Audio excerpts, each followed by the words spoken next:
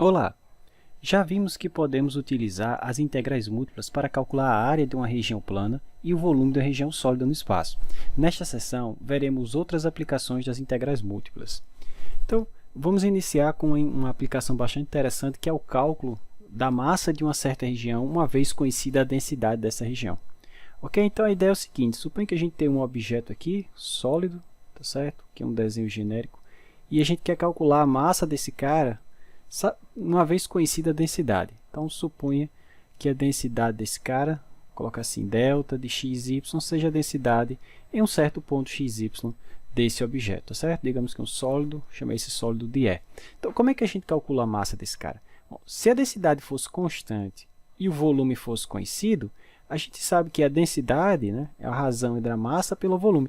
Portanto, a massa seria apenas o produto, né, da densidade pelo volume. Mas aqui vamos assumir, ou estamos assumindo, que essa densidade ela varia de ponto a ponto. Cada ponto aqui pode ter uma densidade diferente. Ok? Então, como é que a gente faz para computar, nesse caso, a massa desse objeto? Já que a densidade é constante, eu não posso, perdão, a densidade varia, eu não posso apenas multiplicar a função, que agora vai ser uma função, né, a função densidade, vezes o volume. Então, como é que a gente vai fazer? Então, vamos fazer o seguinte, vamos assumir aqui que essa função densidade ela varia de forma contínua, tá certo? Então, nada mais justo, tá certo?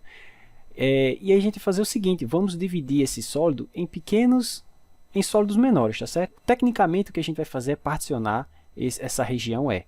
Mas a ideia é dividir esse cara em vários pedacinhos. Eu vou pegar um pequeno pedacinho, um elementozinho de massa, que eu vou chamar de dm, tá certo?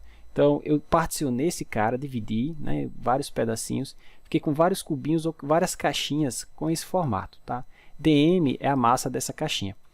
Então, eu divido esse cara de forma que nessa caixinha a densidade é praticamente constante. Eu divido ele tão fino, mas tão fino, esse carinha aqui é tão pequenininho, que a densidade dentro dessa caixinha roxa é praticamente constante. E aí eu posso calcular a massa dessa forma, multiplicando, fazendo o produto da densidade pelo voluminho ou pelo elemento de volume desse cubinho ou dessa caixinha. Ah, professor, mas isso te dá apenas a massa dessa caixinha. Mas eu quero a massa do sólido completo. Bom, é só somar. Eu repito esse processo para todas as outras caixinhas que eu consigo, uma vez que eu particione esse sólido E. Claro, quando eu falo somar, no final das contas é integrar. Ok? Então, a gente vai chegar no seguinte resultado, ou vai ser o que a gente vai utilizar daqui para frente, que a massa total dessa região vai ser a soma, e somar em cálculo é integrar, a soma dos elementos de massa sobre a região. Ora, mas eu posso escrever o meu elemento de massa como produto da densidade pelo elemento de volume, ok? Então, vai ser essa expressão que a gente vai utilizar para calcular a massa de uma região dada, tá certo? Claro, aqui eu estou assumindo que o meu sólido é um objeto tridimensional. Fosse ele uma placa, por exemplo, um objeto bidimensional de densidade sigma de xy, por exemplo, se esse cara estiver no plano xy, tudo que eu tinha que fazer é ajustar isso aqui. Em vez de delta, eu teria sigma, que seria a densidade superficial, em vez de dv eu teria dA, em vez de uma tripla eu teria uma dupla, tá certo? Só esse tipo de, digamos assim, consideração que a gente teria que fazer. Claro, também se meu objeto fosse linear, em vez de uma integral dupla, eu teria uma integral simples, né? Dependendo de como é que esse objeto aqui se comporta, né? Se fosse um segmento de reta ao longo do eixo x, a integral da densidade, né, dx. Mas se esse cara for curvo, e aí então a gente precisaria de algo que a gente vai ver mais à frente chamado integral de linha. Mas a ideia é que eu posso utilizar integral dupla ou integral tripla para calcular a massa de uma região sólida genérica como essa, ou a massa de uma placa, né, genérica D, como essa aqui, por exemplo, que esteja no plano xy, uma vez conhecido sua densidade, tá, ok? É o que eu coloquei aqui, olha só. Se você tem um sólido E, né, como é que eu faço para calcular o seu volume? Uma vez conhecido, como é que a densidade varia como a função da posição, né? Claro, se a densidade for constante, nesse caso é o que vocês já conhecem, né? A massa é o produto da densidade pelo volume. Mas e se a densidade variar de forma contínua, ou seja, se for uma função de x e y, né?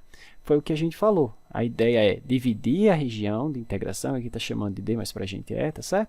Em pequenas caixinhas como essa, ou cubinhos. E aí, se eu conseguir calcular a massinha que está aqui, eu calculo a massa total somando cada uma dessas massinhas que aparecem, ou seja, a gente particiona aquela região em pequenas caixinhas, cada um com o elemento de volume dV e cada um com a massinha dm, tá certo? O elemento de massa. E aí a gente pode calcular, eu posso dizer que a massa de cada cubinho daquele é aproximadamente isso aqui.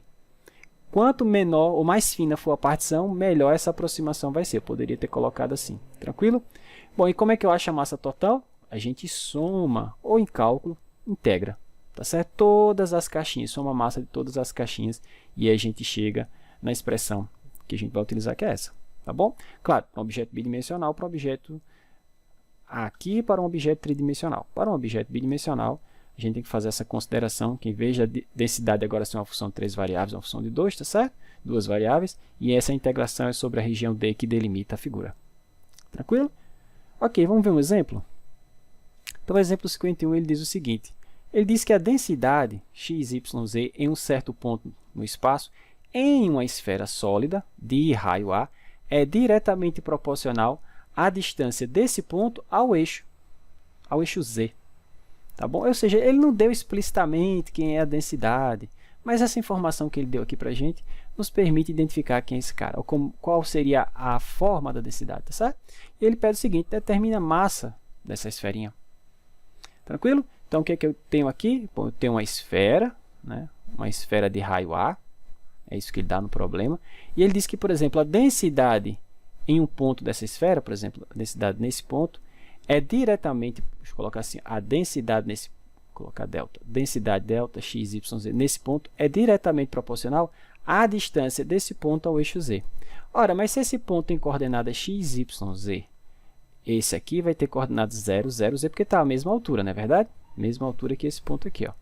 Portanto, como é que eu calculo a distância entre esses dois pontinhos verdes? É a coordenada x desse menos a coordenada x desse ao quadrado, a y desse menos a y desse ao quadrado e a z desse menos a z desse ao quadrado.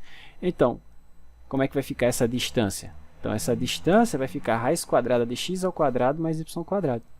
Ok? Então, o que é que ele está dizendo no problema? Que a densidade é proporcional à distância. Para eu tirar essa constante proporcionalidade, perdão, para tirar o sinal de proporcionalidade, eu tenho que adicionar aqui uma constante positiva, porque a densidade é positiva. Tá certo? Claro, o meu problema, a resposta vai dar em termos dessa constante, mas, bom, a gente não tem o que fazer. Ok? Claro, se você conhecer, se ele te der mais informações, você consegue determinar essa constante. Por exemplo, se você souber o volume do objeto e a massa dele, obviamente, você consegue descobrir essa constante. Mas a massa é o que a gente está querendo calcular, né? Ok. Então, está aqui o diagrama que eu falei, né? Então, se esse ponto tem coordenadas x, y, z, o cara que está sobre o eixo z à mesma altura tem esse. Então, a distância entre esses dois pontos nada mais é que raiz quadrada de x ao quadrado mais y quadrado, né? As coordenadas z se cancelam. E aí, a densidade, ela vai ser escrita assim, ó, uma constante positiva que multiplica essa distância, ou seja, x ao quadrado mais y quadrado. Ok? Então, eu tenho a densidade, então, deixa eu colocar assim, deixa eu escrever isso melhor aqui. Note o seguinte, note que a densidade nesse problema tem essa forma aqui, ó, essa relação funcional. Delta de x, y, z é uma constante que multiplica a raiz de x, vou colocar d, né? Que é igual a k, que multiplica a raiz quadrada de x ao quadrado mais y quadrado. Pois bem, tenho a densidade, sei quem é o objeto, basta agora calcular a integral, né, que a gente já viu lá em cima, para calcular a massa dessa região. Tá? Não tem segredo. Então, como é que vai ficar? Perceba ainda. Professor, em que sistema de coordenadas você vai calcular essa integral tripla? Bom, uma esfera, né, pessoal? Então, antes de esperar que eu vá para o sistema de coordenadas esférico. Mas a definição é o seguinte, a massa daquela região é a integral tripla sobre a região que define o objeto, que é aquela região esférica, né, a esfera sólida, da densidade, né, delta de x, y, z, dv. Essa é a definição. Não é assim? Eu estou somando os pequenos elementos de massa aqui. Bom, a densidade, a gente já viu qual é a carinha que ela tem nesse problema. É uma constante que multiplica a raiz quadrada de x ao quadrado mais y quadrado. E vou integrar isso sobre essa região E. Então, vamos passar para coordenadas esféricas, tá? Então, em coordenadas esféricas,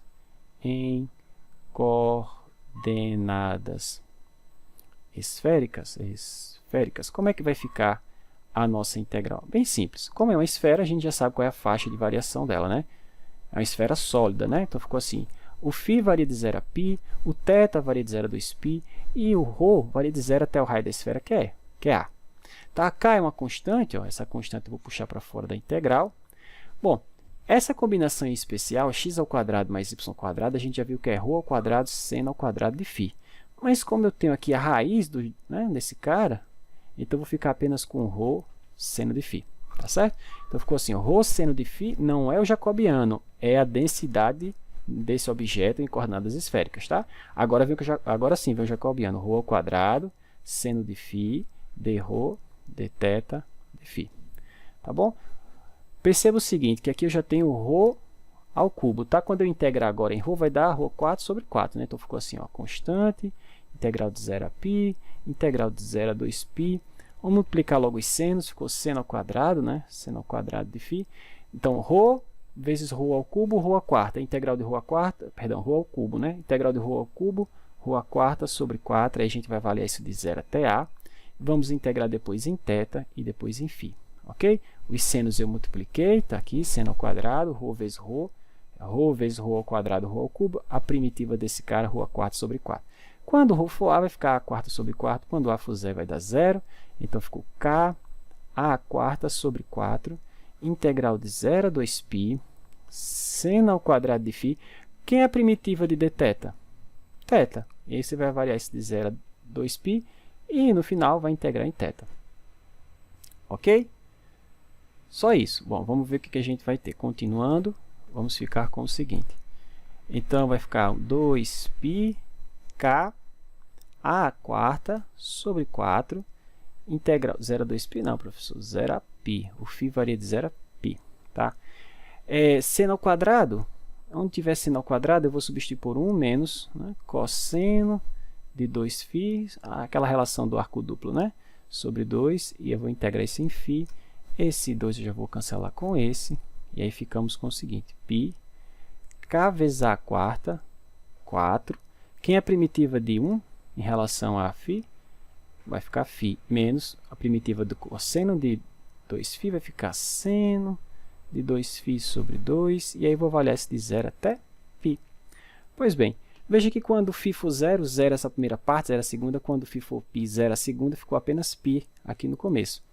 Tá certo? Então, ficamos com o seguinte, π vezes k vezes a quarta sobre 4, mas tem um π que vem daqui, né? Então, ficou π ao quadrado vezes k vezes a quarta.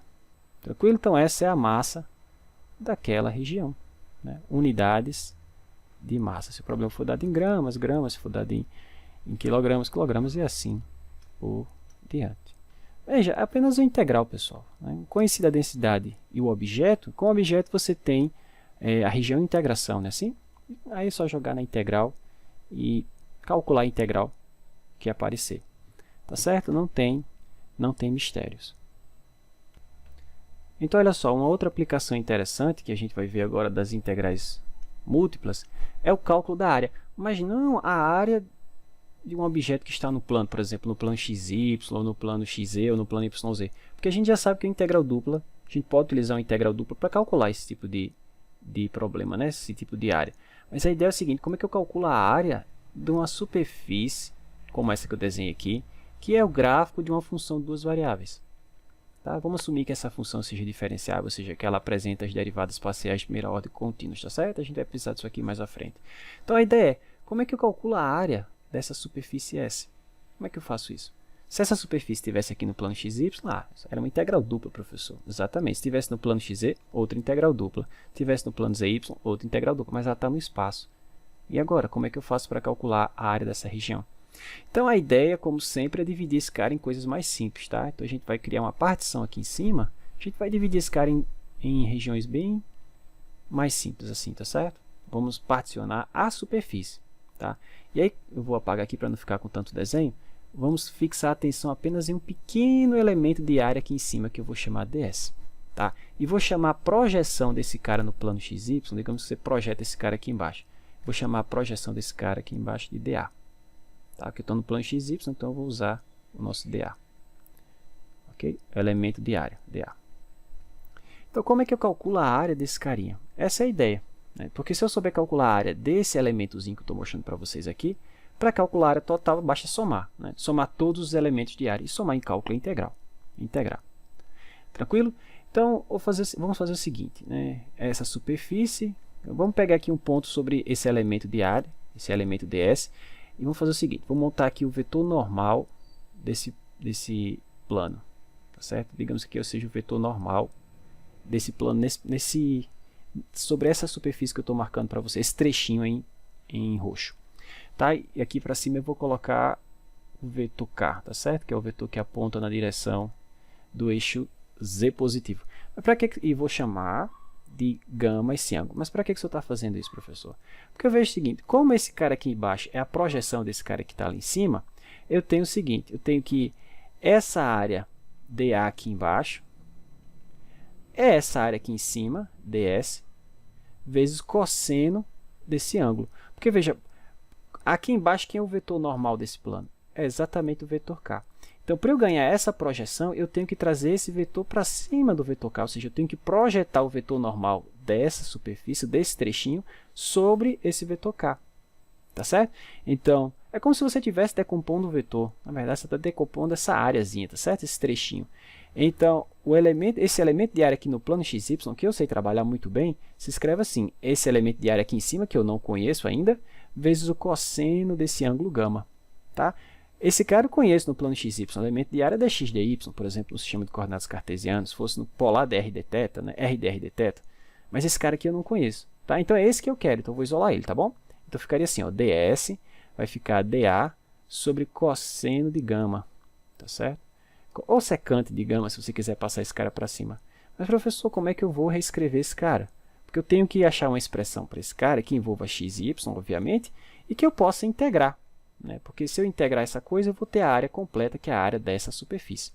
Pois bem, para a gente ganhar esse ângulo gama, nota o seguinte, se eu fizer o produto escalar de n com k, o que eu vou ter? Então, n escalar, bom, esse vetor normal ele não precisa ser unitário, n escalar k é igual a, bom, cosseno, posso escrever assim, definição do produto escalar, né?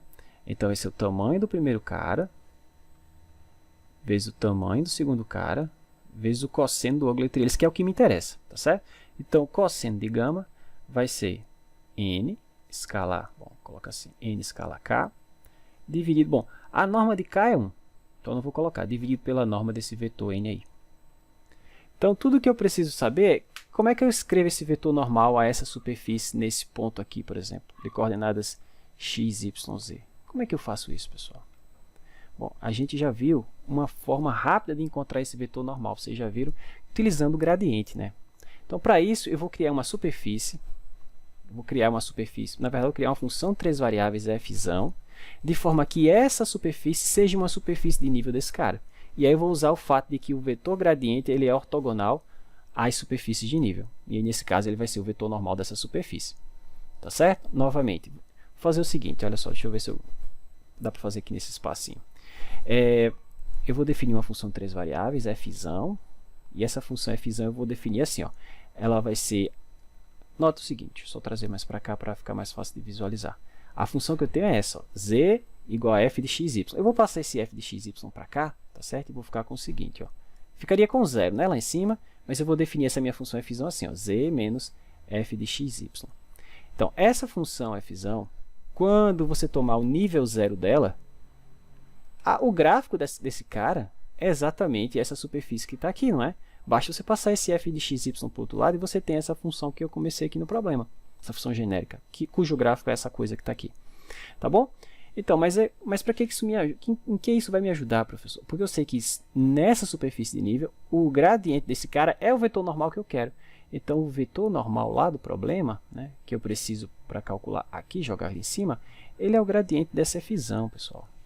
Tá certo? Como eu falo aqui, ó. Olha só. Bom, aqui está o desenhozinho que eu tinha feito lá em cima, que está melhor, tá certo? Então, está aqui a minha superfície, está aqui o elemento de área que eu quero. Se eu projetar esse cara no plano XY, eu tenho esse dA. Né? E aí a gente já viu lá que o meu ds nada mais é que o dA sobre o cosseno desse ângulo gama. Né? E a gente viu que cosseno de gama se escreve assim, n, que é o vetor normal, escala k, dividido pela norma desse vetor normal, que é o que eu vou mostrar a vocês agora como a gente calcula. A gente já viu isso, né? Vocês já viram isso no estudar funções de várias variáveis. Então, o vetor normal nada mais é que o gradiente daquela função de 3 variáveis. Né? Que função? Aquela que eu defini lá em cima, é z menos a f de x e y. Então, a primeira componente do gradiente vai ser a derivada dessa função em relação a x. Então, ficou derivada em relação a x. A segunda componente é derivada em relação a... Tem um menos aqui, professor. Então, menos a derivada em relação a x, a componente y é menos a derivada em relação a y, porque tem esse menos, e a componente z, se derivar esse cara em relação a z, você tem 1. Não é? Agora veja, se você pegar esse cara e projetar na direção k, você pega a componente k desse cara, né? Que é 1.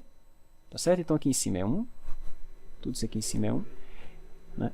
E a norma desse vetor aqui, deixa eu colocar para cá, está muito poluído o desenho, a norma desse vetor n vai ser raiz quadrada da primeira componente ao quadrado, então o menos vai embora, então fx ao quadrado, a segunda ao quadrado, fy ao quadrado, mais a terceira ao quadrado.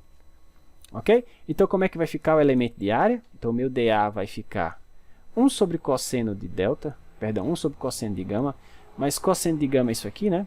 1 sobre essa raiz, né? 1 sobre fx ao quadrado, fy ao quadrado, mais fz ao quadrado, né? Como eu preciso de 1 sobre isso, essa raiz vai aqui para cima, tá certo? Deixa eu apagar aqui para não ficar tão poluído.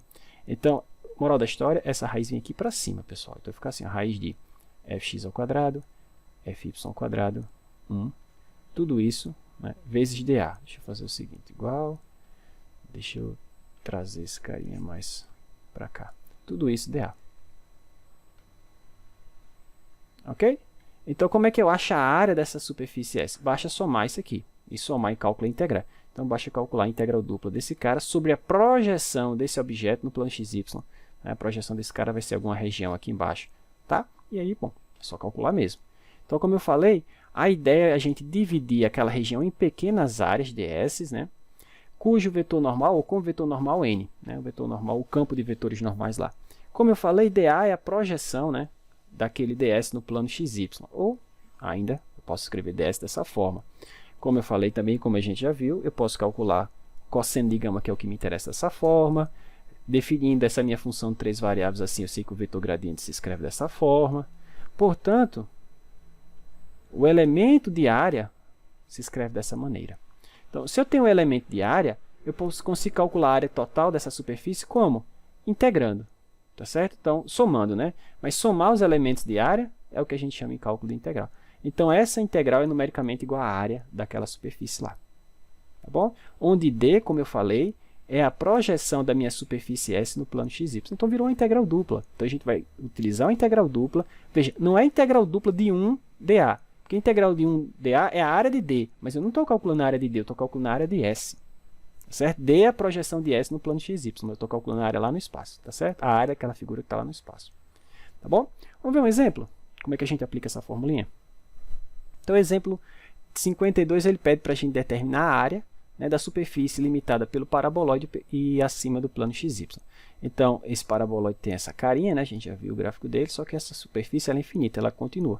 Por isso, ele tampa esse cara aqui com o plano XY embaixo. E ele quer a área superficial desse carinha. Tá bom? Só isso. Então, olha só, é o que está aqui nesse desenho. Está aqui o seu paraboloide e ele quer a área dessa coisinha aqui em vermelho. Tranquilo? Claro, se você intersectar o paraboloide com o plano XY, no final aqui embaixo vai aparecer esse disco de raio 1. Né? Porque quando é que esse cara é igual a zero? Né? No plano XY, z é igual a zero. Quando x ao quadrado mais y ao quadrado foi igual a, passa esse cara para cá, igual a 1. Então, no plano XY, eu tenho esse disco. A projeção desse cara, olhando aqui de cima, o que, que você está vendo? Eu estou vendo esse disco roxo aí, professor. Show de bola. Então, o que, que eu preciso? Então, perceba o seguinte. Quais são os ingredientes que eu preciso? Perceba o seguinte. Eu preciso primeiro calcular o elemento superficial de área. Mas, para isso, eu preciso das derivadas parciais. Fx, né? Quem é o meu f, professor? É a função que está descrevendo a superfície, tá certo? Aqui é o z igual a f de x e y igual a 1 menos x ao quadrado menos y ao quadrado. Tá? Essa é a minha função. Então, eu vou precisar derivar esse cara em relação a x e derivar esse cara em relação a y. Bom, mas essa derivada é bem fácil, né? Em relação a x, menos 2x. E em relação a y, menos 2y. Tá certo? Olha só. Derivou esse cara em relação a x, menos 2x. Em relação a y, menos 2y.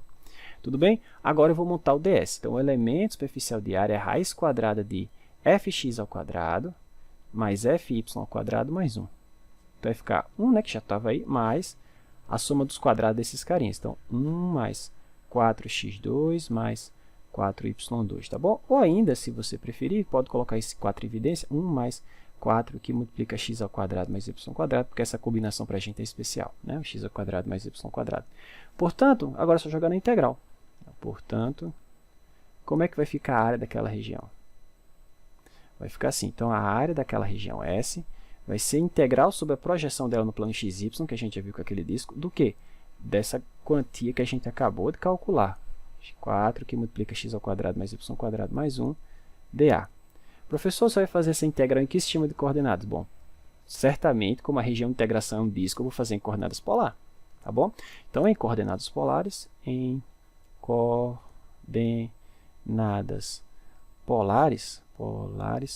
como é que vai ficar aquela integral? Vai ficar assim, ó. Bom, a região de integração é um disco de raio 1, então o θ varia de 0 a 2π, o r varia de 0 a 1.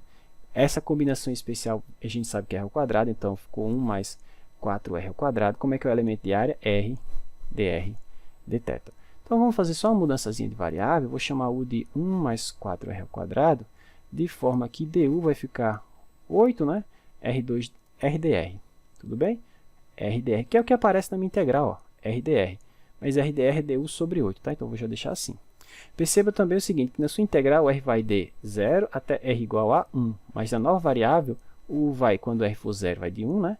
Quando r for 1, vai ficar 4 mais 1, 5.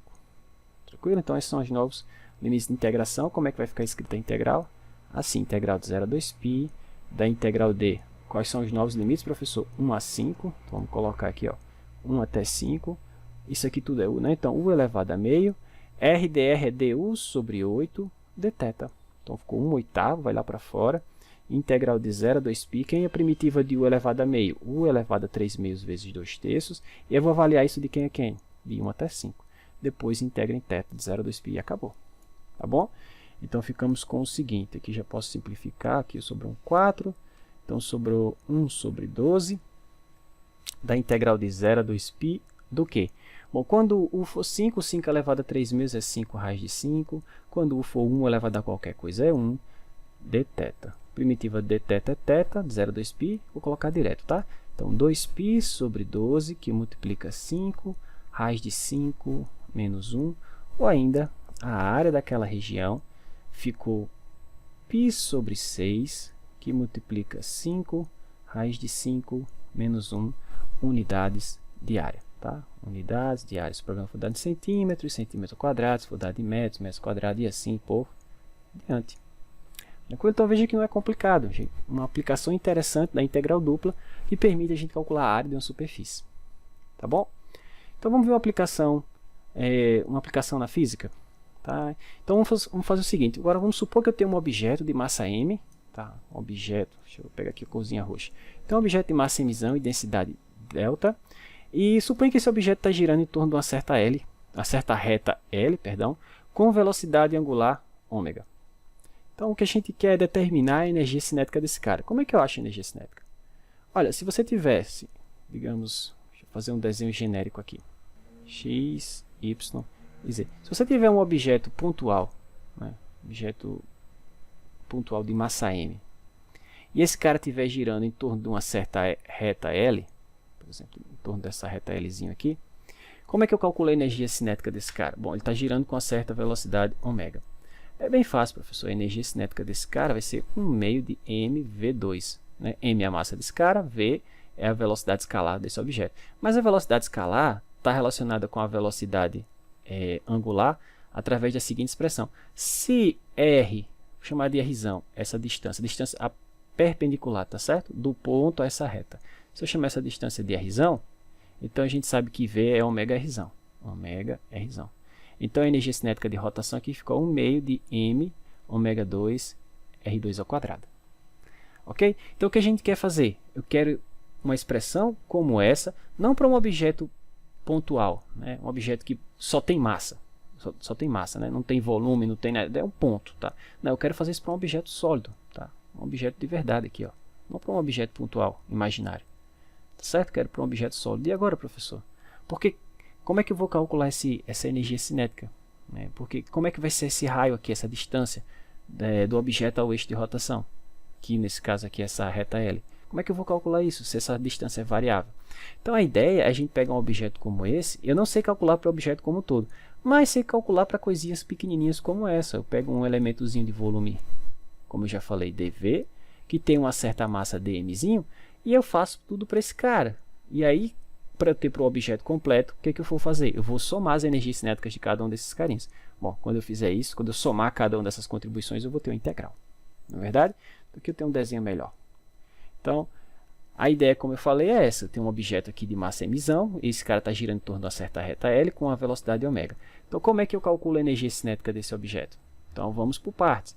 Vamos dividir esse problema. Então, eu vou pegar uma massinha, né? Peguei uma caixinha aqui dentro, particionei esse cara, né? Dividi em vários pedacinhos e vou analisar esse elemento de massa dm, que tem um certo voluminho dv, e esse objeto como todo tem uma certa densidade delta. Então, como é que fica a energiazinha cinética desse cara? Vou colocar assim, dk é a energia cinética referente a esse objetozinho de massa dm. Bom, se esse cara for bem pequenininho, esse cara vai ser aproximadamente 1/2, né? A mesma coisa se aplica, né? Massa vezes a velocidade ao quadrado. Tá bom? Mas eu sei que a massa desse carinha é aproximadamente a sua densidade vezes o elemento de volume. Então, a energia cinética desse carinha vai ficar assim, ó, 1/2 de delta dv vezes a velocidade ao quadrado. Mas, novamente, eu sei que a velocidade pode ser escrita como a distância vezes a velocidade de rotação, né? Essa velocidade angular. Né? Todos os pontos desse cara estão girando com a mesma velocidade. Esse cara é constante. O que interfere aqui na velocidade linear é a distância. Cada objeto aqui, se eu pegar um outro carinha aqui, ele está a uma outra distância do eixo de rotação. Então, essa distância é variável. Tá? Eu vou chamar essa distância de d, de x, y, z, porque depende da posição desse objetinho. Por exemplo, aqui eu tenho essa distância. Se eu pegar esse cara aqui, já tenho essa outra distância. Nesse cubinho que eu tenho aqui, já é essa outra distância amarela. Tá bom? Então, vai ser d de x, y, z, essa distância, que é a distância do objeto que eu estou considerando, esse objeto de massa dm, até o eixo de rotação, que é essa reta aqui, ó, L, tá certo? Em lilás. Pois bem, vezes ômega. Então, se eu jogar aqui ao quadrado, vai ficar d ao quadrado, ômega 2. Não é assim? Pô, aí não, aqui, professor. É d ao quadrado, ômega 2. Então, aí, como é que ficou a energia cinética só daquele objetozinho? 1/2 de ômega 2, que multiplica, bom, olha, o meio é uma constante, ômega é uma constante, né? Então, quem é constante? O delta, né, que é a densidade, esse d, que é a distância, né? E aí tem um elemento de volume. Deixa eu subir mais um pouquinho aqui. Pois bem, então isso é a energia cinética só daquele objeto, só dessa massinha. Se eu quiser do objeto completo, bom, professor, é só somar.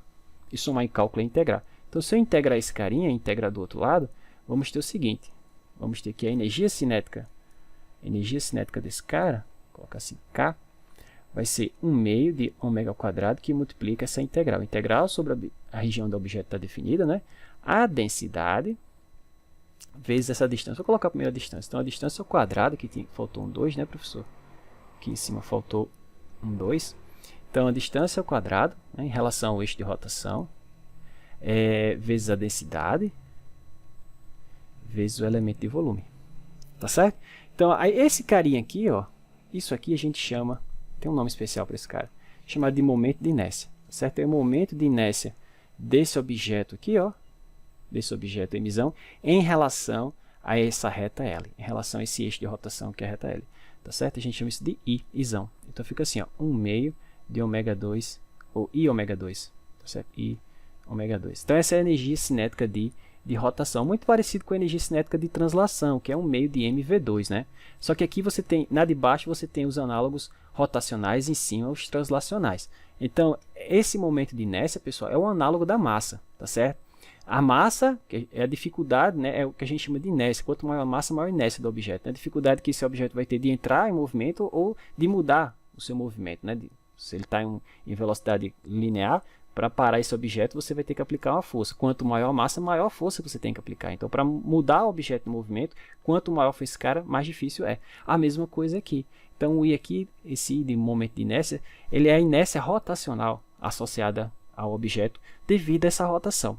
Quanto maior o momento de inércia, mais difícil é de você iniciar o movimento ou de você mudar o movimento. Tranquilo? Bom, só que a gente trabalha com os momentos de inércia principais. A gente não calcula o momento de inércia de forma geral em torno de uma reta L dada, genérica. A gente calcula em torno, por exemplo, dessa reta que é o eixo X, dessa reta que é o eixo Y, ou dessa reta que é o eixo Z. Então, esses são os momentos de inércia principais, tá certo? Momento de inércia em torno do eixo X, Y e Z. Então, esses caras são definidos de forma óbvia. Por exemplo, o momento de inércia em torno do eixo X, tudo que eu tenho que fazer é, quem é a minha reta aqui no problema? É o eixo X. Então, aquele D, para mim, é a distância do ponto de um objeto, por exemplo, em relação à reta nesse caso é o eixo x. Mas a distância desse ponto aqui, que tem coordenada x, 0 e 0, já que eu estou sobre o eixo x, e esse outro ponto que pertence, por exemplo, ao objeto, aqui ficou mal desenhado, mas se esse ponto tivesse aqui, teria coordenada x, y e z, vai ser o quê? Bom, o x cancela com x, vai ficar apenas y², mas é o quadrado como está aqui. Tá? Então, se você substituir o d ao quadrado por esse carinha, você tem um momento de inércia em relação ao eixo x. Ó.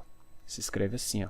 Se você quiser um momento de inércia em relação ao eixo y, se escreve assim. Ó. E um momento de inércia em relação ao eixo z, se escreve assim. Veja, momento de inércia em torno do eixo x, não tem o x nessa combinação.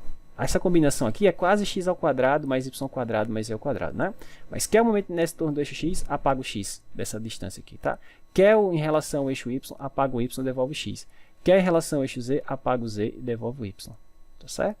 Dessa forma, você tem os momentos de inércias principais em relação à reta, ao eixo x, que é a reta, né, y igual a z igual a 0. Aqui é a reta x igual a z igual a 0. E aqui é a reta x igual a y igual a 0. Tá certo? Que é, por definição, o eixo x, eixo y e o eixo z. Ok? Então, vamos calcular o momento de inércia. Vamos fazer o exemplo 53, calcular o momento de inércia de uma esferinha. Então, determine o momento de inércia de uma esfera sólida homogênea de raio A. Quando ele diz que a esfera é homogênea, quer dizer que a densidade é constante, tá certo? A densidade é constante. Onde você vai girar a sua esferinha em torno de um eixo qualquer que passe pelo centro da esfera. Não importa que eixo é esse, tá certo? Você tem aqui a esfera, você vai girar em torno de um eixo que passe. A única coisa é que passe pelo centro. Tá certo? Devido à simetria da esfera, qualquer eixo que passe pelo centro eu posso tomar como o eixo z. Basta eu girar esse cara um pouquinho mais para cá e gira a esfera e esse cara vai aparecer aqui. Ó. Tá certo? Então vamos fazer sem perda de generalidade, eu vou considerar que esse eixo, né, de rotação é um eixo que passa através do eixo z, e aí o que é que eu vou calcular? O momento de inércia em torno do eixo z. Que por simetria tem que ser, nesse caso, igual ao momento de inércia em torno do eixo y, que tem que ser igual ao momento de inércia através do eixo x e y. Tá certo? Ok, então vamos fazer isso. Então, como eu falei, está aqui a minha esferinha, né, e eu vou girar ela aqui em torno do eixo z. Qualquer eixo que passe pelo centro, o z faz isso. Tá certo? O x também, o y também, ou qualquer outra reta que passe por aqui. Ó. Tá? Mas sem perda de generalidade, vamos calcular em torno do eixo z, porque vai ficar mais simples, vocês vão ver agora. Então, como é que fica a expressão? Então, momento de inércia em torno do eixo z, por definição, vai ser integral tripla. Integral tripla. Ah, professor, mas momento de inércia é sempre integral tripla? Depende, pessoal. Se um objeto não é tridimensional, isso, então, momento de inércia é integral tripla. Mas se o seu objeto for bidimensional, por exemplo, você tem uma chapa, né? E essa chapa metálica, por exemplo, está aqui. Você vai girar ela em torno, sei lá, em torno do eixo x aqui. Então, aí você só tem que adaptar essa integral. Em vez de uma integral tripla, você vai ter integral dupla.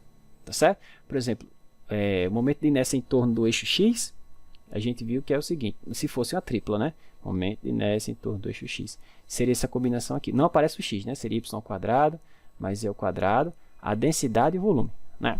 Mas, se for uma chapa metálica como essa, por exemplo, em torno do eixo x, não vai ser mais uma tripla, vai ser uma dupla. Tá certo? Não tem mais z, então ficaria assim.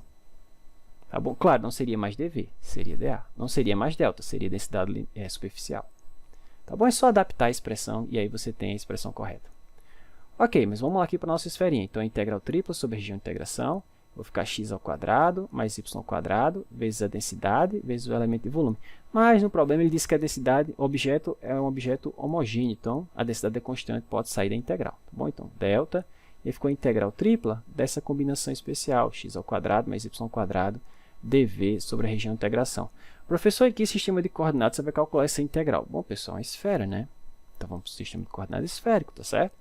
A gente já viu que no sistema de coordenadas esféricas, deixa eu colocar aqui, ó, em coordenadas esféricas, como é que isso aqui vai ficar? Vamos ver?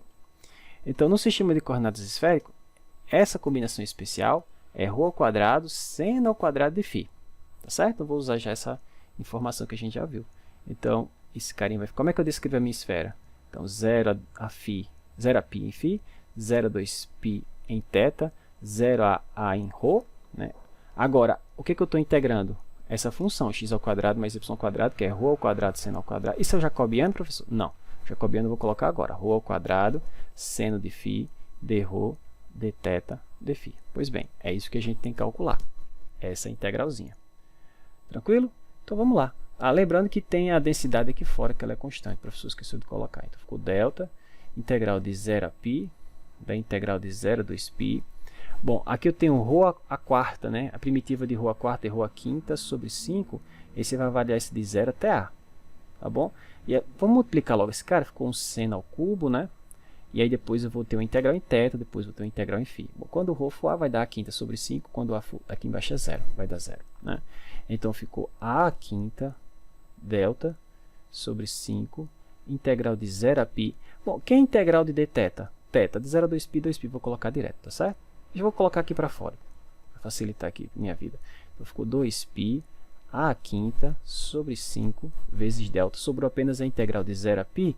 Esse seno ao cubo, eu já vou separar assim, ó, preparar ele para integrar, seno ao quadrado vezes seno de φ dφ, tá bom? Por quê? Porque um seno ao quadrado desse eu vou usar a relação trigonométrica e o outro eu vou utilizar para integrar. Assim, ó, 2π a quinta delta integral de 0 a π. Então, seno ao quadrado é 1 menos cosseno ao quadrado da coisa. E o seno que está aqui é menos a derivada do cosseno. É menos a derivada do cosseno. Tá bom? Então, ficamos com o seguinte. Menos 2π sobre 5a quinta delta. O que mais? Quem é a primitiva de 1 em relação ao cosseno? Cosseno de φ. A primitiva de cosseno ao cubo em relação a d cosseno. Perdão, cosseno ao quadrado, cosseno ao cubo sobre 3. Aí eu vou avaliar isso de 0 até π. Tá bom?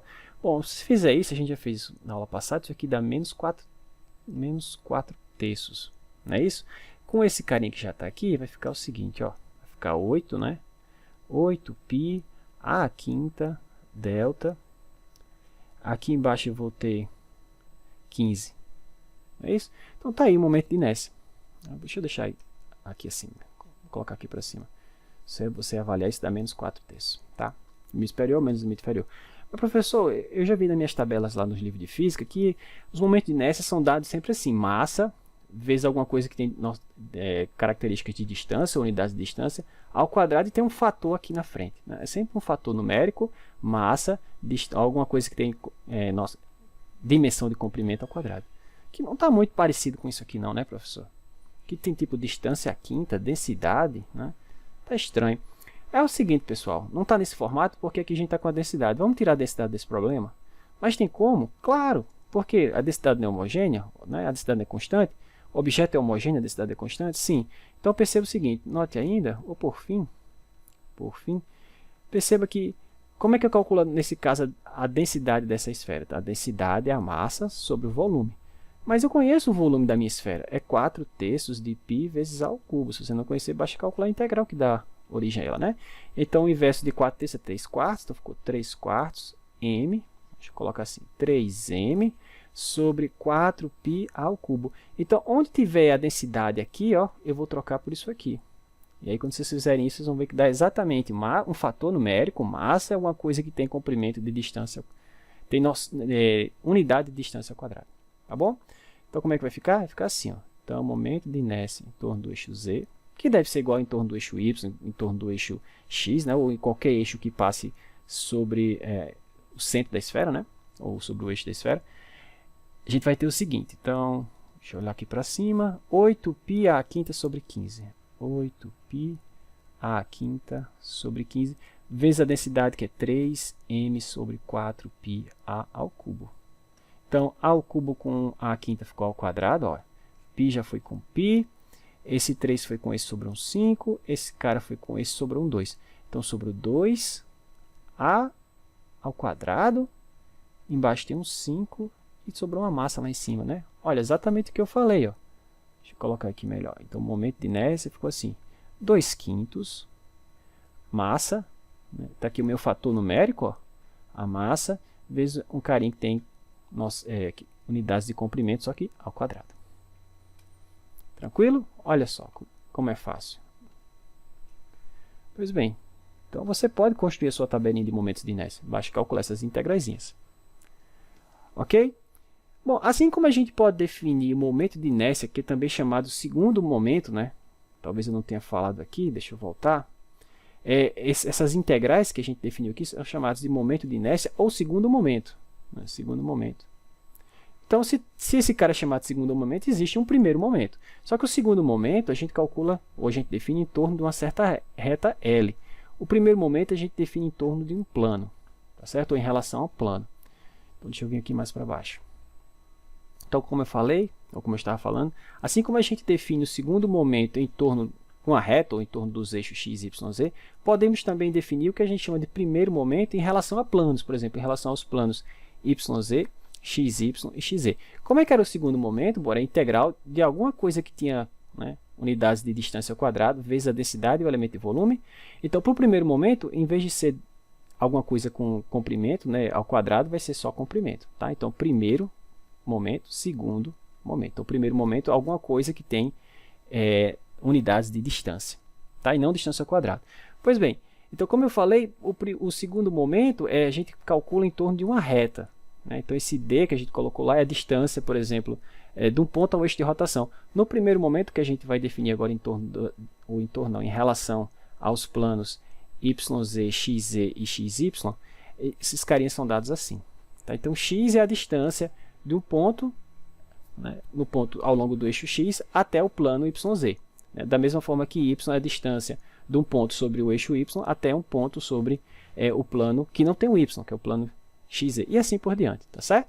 Então, assim como no caso lá dos momentos de inércia, então o primeiro momento, né, aqui ó, tem o y e o z, aqui não aparece y e z, só o x, tá? O segundo momento, em relação ao plano XZ, não tem o z aqui, nem o x, então é o y, tá? E o primeiro momento em relação ao plano XY, a distância, bom, tá aqui o plano XY, tá aqui seu objeto qualquer. Se você pegar um ponto aqui, a distância desse cara até o ponto XY, até um ponto aqui no plano XY, é z, né? Por isso que aparece esse z aqui, como eu estava falando. Tranquilo? Então, essas integrais são chamadas de primeiro momento. Mas, professor, mas para que isso serve? O interessante é que se você dividir, se você calcular agora a razão desses momentos pela massa total do objeto, pela massa total do objeto, pela massa total do objeto, você ganha três números. Esses três números são chamados de coordenadas do centro de massa. A primeira coordenada do centro de massa denota assim, x do centro de massa, y do centro de massa e z do centro de massa.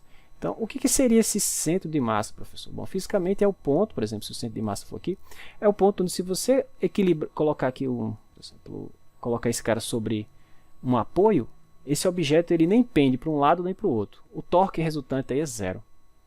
Ou, de outra forma, seria o ponto onde você tem assim, eu quero substituir esse objeto aqui, né, sólido, tridimensional, por um objetozinho pontual, né, de massa m. Digamos que esse cara tem massa mzão, e se eu quisesse substituir esse cara por um outro objeto que tem a mesma massa, que objeto seria esse? Pontual. Bom, seria esse aqui, que é o que a gente chama de centro de massa. Eu posso substituir esse outro carinha aqui, né? Eu poderia, em tese, substituir esse cara por esse aqui. Tá? Esse cara que tem a mesma massa mzão e que tem essa localização. Tá bom? Ok, então como é que a gente define esses caras? Assim. Então, a coordenada x do centro de massa é o primeiro momento em relação ao plano YZ dividido pela massa total. A coordenada y do centro de massa é o primeiro momento em relação ao plano XZ dividido pela massa total. Bom, e a mesma coisa para o plano, ou a mesma coisa para a coordenada z do centro de massa. Ok? Então, vamos fazer um exemplozinho. Né? Vamos determinar as coordenadas do centro de massa para um cilindro. Né? Então, você tem um cilindro, né, sólido, maciço, definido dessa maneira. Tá? Por exemplo, x ao quadrado mais y ao quadrado igual a 1. Né? A gente sabe que é um cilindro infinito, mas esse cilindro ele é fechado aqui em cima com o plano z igual a 1 e aqui embaixo com o plano xy. Tá? E ele diz que a densidade nesse cilindro varia dessa forma. É uma função de x e de y apenas, não varia com z. Tá? E a gente sabe que no sistema de coordenadas cilíndrico, por exemplo, esse x ao quadrado mais y ao quadrado é r ao quadrado. Né? Então, você tem o seu cilindro lá, e o que ele está dizendo é o seguinte, que a densidade varia de forma radial. Quanto mais você se distancia do centro do cilindro, né? quanto maior for essa combinação, que é r ao quadrado, né? R é essa distância aqui, né? R ao quadrado, bom, é L ao quadrado. Mas quanto mais longe você estiver do centro do cilindro, mais massa tem. Tá certo? Então, é como se esse cilindro fosse mais pesado aqui nas bordas do que no centro. Tá bom? É como se fosse, não. É exatamente isso. Tá? Mas veja que não aparece Z aqui. Então quer dizer que a massa se distribui de forma igual ao longo do eixo Z. Existe essa simetria ao longo do eixo Z. Tá certo? Existe também simetria radial. Como assim, professor? Vocês vão ver que a coordenada x do centro de massa e a coordenada y do centro de massa vão ser zero. Isso é claro, porque o meu cilindro o eixo do cilindro é o eixo Z assim, tá bom? Então, vocês vão... O que é isso que quer dizer, professor? Que a massa está distribuída de forma igual em relação ao eixo X e em relação ao eixo Z. Aí vocês vão ver que a coordenada X do centro de massa e Y centro de massa é 0. Já o Z não. Tá. Onde é que vocês devem esperar que a coordenada Z do centro de massa fique nesse objeto, já que a massa se distribui de forma igual ao longo do eixo Z? Bom, professor, se distribui de forma igual ao longo do eixo Z, é de se esperar que o centro de massa, em relação à coordenada Z do centro de massa, seja exatamente o meio. Será? Vamos ver se a gente chega nesse resultado. Ok, vamos lá. Então está aqui o meu cilindrinho.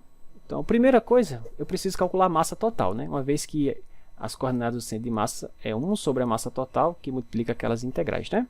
Então, perceba o seguinte, como é que eu calculo a massa? Bom, já sei, a massa é a integral tripla da densidade vezes o elemento de volume. Então, a massa total desse cara é a integral tripla da densidade. Quem é a densidade no meu problema? X ao quadrado mais y ao quadrado vezes o elemento de volume sobre aquela região sólida. Bom, qual é a melhor maneira de você descrever um cilindro? Coordenada cilíndrica, então vamos lá. Então, θ de 0 a 2π, o raio varia de 0 a 1, né, um disco de raio 1, e a altura de 0 a 1, que é a altura desse cilindro. Essa combinação específica a gente chama de R ao quadrado. Agora tem o jacobiano, né? R, vamos lá, dz primeiro, R, dr, dθ. Ok? Bom, calculou essa integral, a gente vai ter o quê? A massa da região. Tá? Com a massa da região, a gente vai calcular aquelas integrais, os primeiros momentos, dividido pela massa, vamos ter as coordenadas do centro de massa. Pois bem, então a primitiva de dz é z, de 0 a 1 a 1, então não vou nem colocar, então ficou 2π, integral de 0 a 1.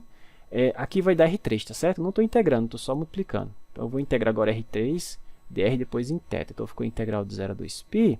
Quem é a primitiva de R3? Bom, R4 sobre 4, a gente vai fazer esse de 0 a 1, depois integra em θ. De 0 a 1, quando R for 1 dá 1, quando R for 0 dá 0, então ficou 1 quarto. A primitiva de θ é θ, de 0 a 2π dá 2π, 2π sobre 4 ou π sobre 2. Então a massa desse cilindro é π sobre 2 unidades de massa. Tá? Aguarda essa informação que a gente vai precisar dela já já. Pois bem, por fim, agora vamos calcular as coordenadas x, y e z do centro de massa, mas para isso a gente precisa dos primeiros momentos, né? Então, note ainda, como é que fica a coordenada? Vamos colocar a definição lá geral, tá certo? Então, a coordenada x do centro de massa é 1 sobre a massa total, integral tripla sobre a região que define o objeto. E o legal é que a região que define o objeto é a mesma, porque não mudou, é o mesmo cilindro, então os limites de integração são os mesmos, tá? Vai mudar o que você vai integrar. Então, o que eu vou integrar aqui? Bom, é x vezes a densidade, né? Vezes o elemento de volume. Então, isso vai ficar assim, 1 sobre a massa total é π sobre 2. O inverso de π sobre 2 é 2 sobre π. Então, 2 sobre π, a integral de 0 a 2π em R, em θ, de 0 a 1 em R, de 0 a 1 em Z. Bom, o x em coordenadas cilíndricas é R cosseno de θ. Como é que é a minha densidade? A densidade é x ao quadrado mais y ao quadrado, que em coordenadas cilíndricas é R ao quadrado. Não é assim? Aqui, ó. Tranquilo? Pois bem, agora eu preciso do jacobiano. R, bom, dz, R, dr, dθ. Pessoal, mas olha só, essa integral dá zero. Por quê, professor? Porque você vai integrar no final das contas, a última integral que você vai fazer é no cosseno, de 0 a 2π. Mas a integral do cosseno em um período é zero, então eu não preciso nem calcular essa integral. Então, como eu falei, por simetria, é de se esperar que a massa esteja distribuída de forma igualitária em torno do eixo x. Na verdade, ao longo do eixo x. Portanto, a coordenada x centro de massa tem que ser zero. Tá? A gente vai chegar ao mesmo resultado para o y. Para o z, não. Mas para o y, sim. Então, da mesma forma, olha só. Então, como é que fica a coordenada y no centro de massa? Y no centro de massa é 1 sobre a massa total. Bom, mas a massa total eu sei que é π sobre 2, então ficou 2 sobre π. A integral é muito parecida com o que a gente armou para a coordenada x centro de massa. Então, 0 a 2π, 0 a 1 em R, 0 a 1 em Z. Só que agora eu tenho assim, ó, y, né, vezes a densidade, vezes o elemento de volume. Como é que é o y no sistema de coordenadas cilíndrico? R seno, professor. Show. Como é que é o elemento bom, a densidade? R ao quadrado, né, nesse problema. E o elemento de volume? Jacobiano, dz, R, dr, dθ. Novamente, pessoal, eu vou calcular a integral do seno, né, função periódica, no intervalo de um período. Então, essa integral é zero, pessoal. Não preciso mais fazer nada. Tá bom? Então, como eu falei, como era de se esperar, a coordenada y no centro de massa foi zero. Então, tudo que a gente tem que fazer agora é calcular, para terminar, a coordenada z do centro de massa. Por fim, bom, essa a gente espera que seja meio. Vamos ver se dá. Espero que sim. Por meio, ou por fim, o que é que a gente vai ter? Então, coordenada z do centro de massa, então 1 sobre a massa, então seja 2 sobre π, integral de 0 a 2π, da integral de 0 a 1, da integral de 0 a 1. Bom, aqui eu vou ter z, a densidade, o elemento de volume, né? O z em coordenada cilíndrica é o próprio z. A densidade ficou r ao quadrado. Jacobiano, vamos lá. O elemento de volume, então, dz, r, dr, dθ. Então, quem é a primitiva de z? Z ao quadrado sobre 2. Então, está ficando assim, ó, z igual a 2 sobre π, integral de 0 a 2π, integral de 0 a 1. Aí ficou z2 sobre 2, eu vou avaliar esse de 0 a 1. Vou multiplicar logo os r's, tá? R3 não estou integrando, depois dr, depois dθ. Perceba que eu posso cancelar esse 2 com esse 2. Então, vai ficar assim, ó, quando z for 1, dá 1. Quando z for 0, dá 0. Então, ficou 1 sobre π. A primitiva, vamos fazer... Então, vamos logo em r, né? Então, ficou 1 sobre π, integral de 0 a 2π. Quem é a primitiva de r? Bom, R3, R4 sobre 4, de 0 a 1, e no final integra em θ. Ok? Quando r for 1, vai dar 1 quarto. Quando r for 0, vai dar 0. Então, ficamos assim, ó, 1 sobre 4π. Agora sim, quem é a primitiva de dθ? Θ, de 0 a 2π. 2π, então ficou 2π sobre 4π, ou ainda meio. Então deu meio mesmo, professor. A coordenada z de centro de massa ficou na metade lá do cilindro, né? É como a gente esperava que fosse. Tá certo? Então está aqui a coordenada z do centro de massa. Ok? Então era de se esperar que a coordenada de massa, as coordenadas do vetor centro de massa, ou as coordenadas do centro de massa desse cara, desse essa localização aqui, ou esse pontinho aqui. Né? Já que a massa está distribuída de forma igualitária ao longo do eixo x, ao longo do eixo y, né? Então é de se esperar que a coordenada x do centro de massa seja 0, a coordenada y do centro de massa seja 0, e por simetria também, como tem massa distribuída de forma igual tanto para cima como para baixo em relação ao eixo z, e como esse cilindro tem altura 1, é de se esperar que isso aqui fosse meio. Tá bom? Ok.